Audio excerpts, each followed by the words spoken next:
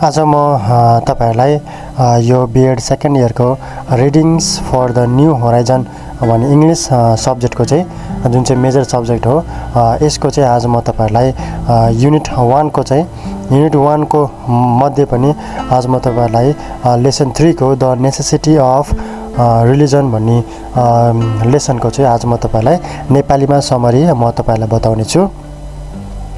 यहाँ नेपालीमा चाहिँ धर्मको आवश्यकता रहेको छ अथवा आवश्यकता अथवा महत्त्व रहेको छ। यसलाई म तपाईहरुलाई यसको म नेपालीमा तपाईहरुलाई समरी म तपाईहरुलाई सुनाउने छु, बताउने छु। वेदान्त दर्शनका गुरु स्वामी विवेकानन्द एक प्रभावशाली आध्यात्मिक व्यक्तित्व हुन्। हिन्दू धर्मलाई पश्चिमा देशमा प्रचार गर्नमा उनको ठूलो देन रहेको छ।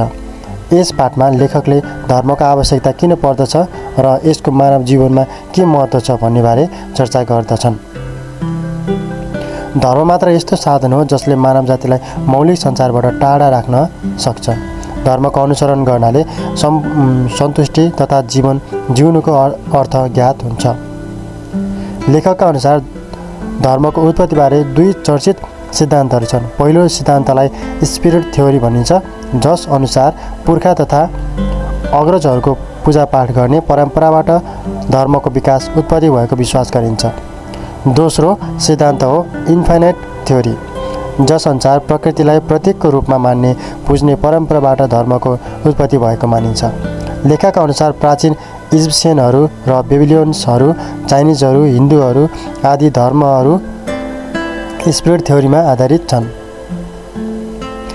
इजिप्सियनहरूका अनुसार मानव शरीर दुईवटा आत्माबाट बनेको हुन्छ। जब मानिसको मृत्यु हुन्छ उसको शरीरलाई सुरक्षित रूपमा राखिन्छ, त्यस शरीरमा आत्माको वास हुन्छ। त्यसैले इजिप्सियनहरू ठुलो पिरामिड चिहानको रूपमा निर्माण गर्दथे, जहाँ मृत शरीरलाई सुरक्षित रूपमा दफनाइन्थ्यो, किनकि उक्त शरीरमा आत्माको वास हुन्छ भन्ने विश्वास थियो। बेबिलोनियनहरूको विश्वास भने फरक पाइन्छ। उनीहरू पनि दुई आत्मामा विश्वास गर्थे, तर ती आत्मा क्रोधित तथा दानवीय हुन्छन् भन्ने विश्वास गर्दथे।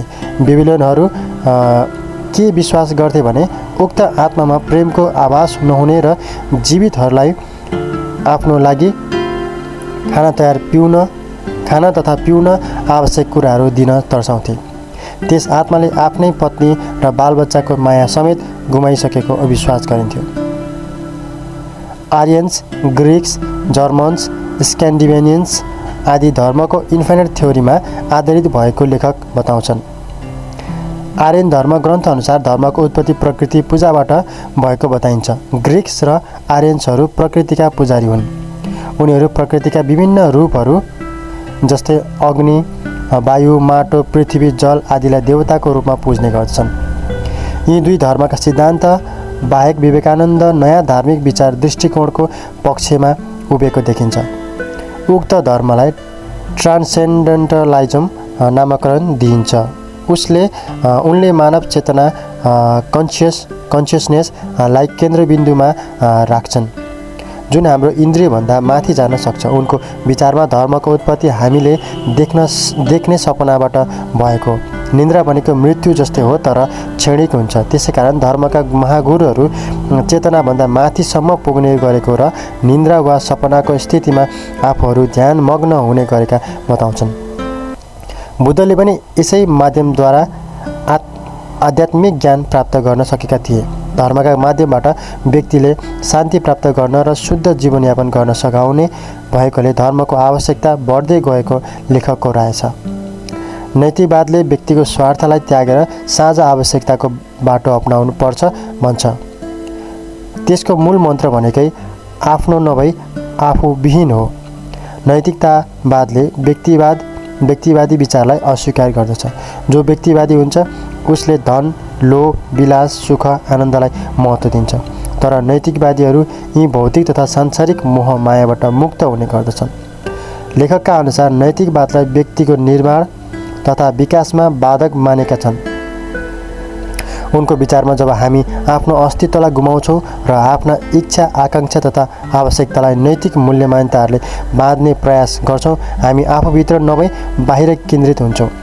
त्यसैले नैतिकवादले व्यक्तिगत बुद्धत्वलाई हानि गर्दछ। त्यसैले नैतिकवादले हाम्रो व्यक्तिगत विकासमा अवरोध गर्दछ। त्यसैगरी आवश्यकताको सिद्धान्तले पनि सामाजिक मूल्य मान्यताप्रति बढी जोड दिन्छ। अरूको आवश्यकतालाई प्रथम तथा आफ्नो आवश्यकतालाई दोस्रो दर्जामा राख्छ। अर्को शब्दमा भन्नुपर्दा उपयोगितावाद वर्तमान समाज तथा व्यक्तिगत आवश्यकतालाई कसरी पूर्ति गर्ने भन्नेबारे केन्द्रित देखिन्छ। यदि हामी वर्तमान तत्कालीन आवश्यकताभन्दा माथि उठ्न सकेनौँ भने कसरी हामी आध्यात्मिकता प्राप्त गर्न सक्छौँ? त्यसैले कुनै पनि प्रकारको भौतिक उपलब्धि सफलतालाई युटिलिटेरियनिज्म भनिन्छ। यसरी हेर्दा सम्पूर्ण नैतिक मूल्य मान्यता तथा उपयोगिताबाट आध्यात्मिक सुख, आनन्द, सफलता प्राप्त गर्न दिँदैन। त्यसैले हामी यी दुवैबाट माथि उठ्नु जरुरी छ। अन्त्यमा स्वामी विवेकानन्द विश्वव्यापी धर्मको कल्पना गर्दछन् जसले सम्पूर्ण धर्मावलम्बीहरूलाई एउटै छाताभित्र ल्याउने कार्य गर्न सक्दछन्।